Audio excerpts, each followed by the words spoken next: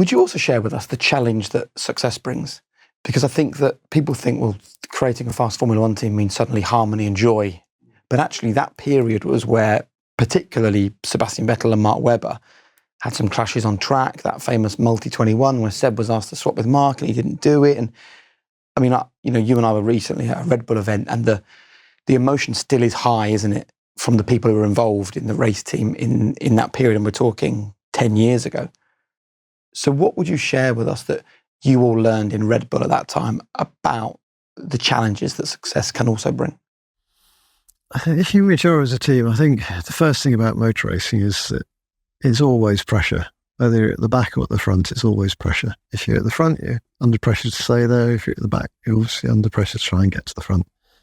And it's really about how you learn to live with that and handle it, and kind of get everybody feeling as if you avoid being complacent if you're at the front, which is easy to creep in. And if you're not at the front, that belief that we can get to the front, we just need to be very calm and work through and try and understand our problems and what we need to do to get there. If I go back, I mean, when I first got into Formula One and with the 1988 car at Leighton House, then we were a tiny little team, as I mentioned earlier, 50 people, but we punched above our weight. We had a couple of podiums. Estoril was our first big result, where Ivan Capelli came in just behind Alain Prost and having overtaken Ayrton Senna in the race.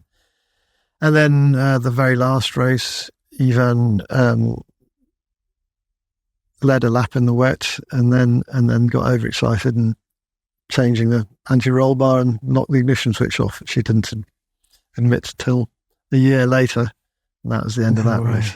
So in 88, I became this sort of new kid on the block.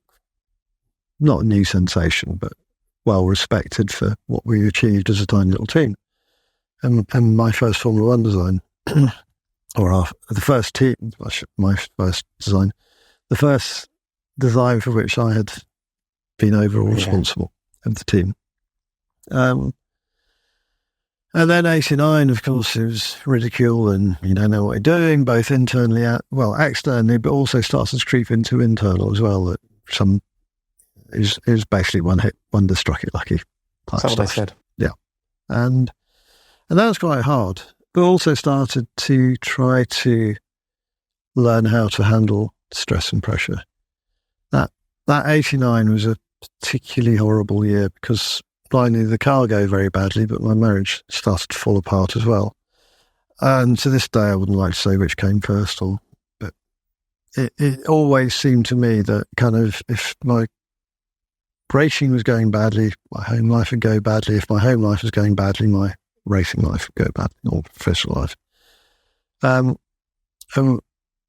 when that happened again in 2010, and through the latter part of 2009 and into 2010, where my second marriage fell apart, that time I was able to channel that and make work my escape, make it my kind of sanctuary. Right.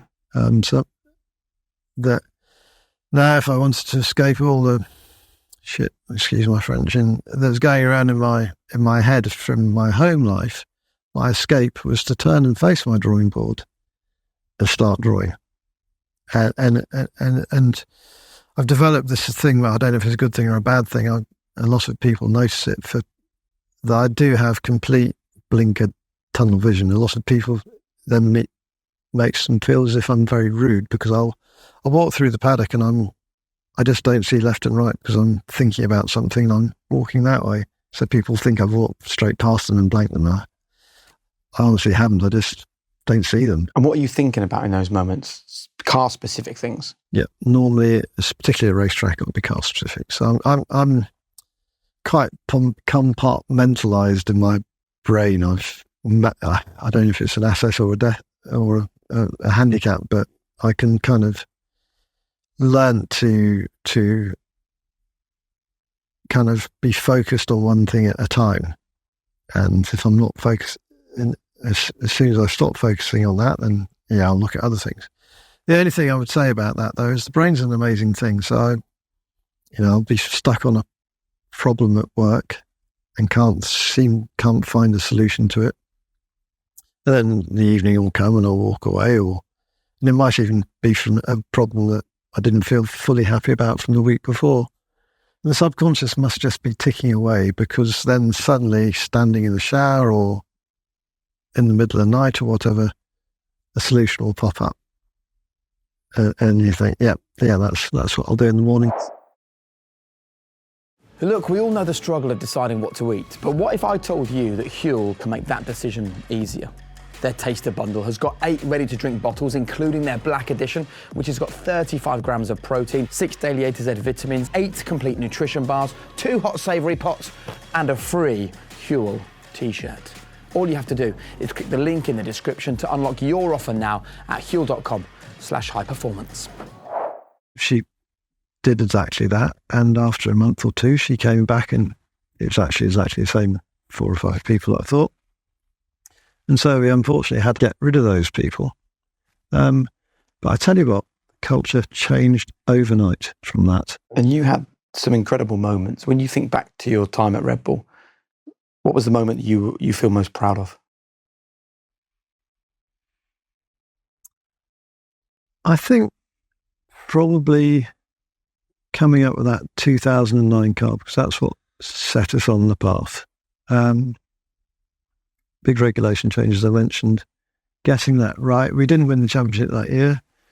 Brawn and 2 other teams simultaneously came up with the double diffuser loophole. There's no point in arguing about whether it was legal or not. It was deemed legal, and so we were on the back foot. I think we managed to score more points than Brawn in the second half of the season, but we were just too immature as a team.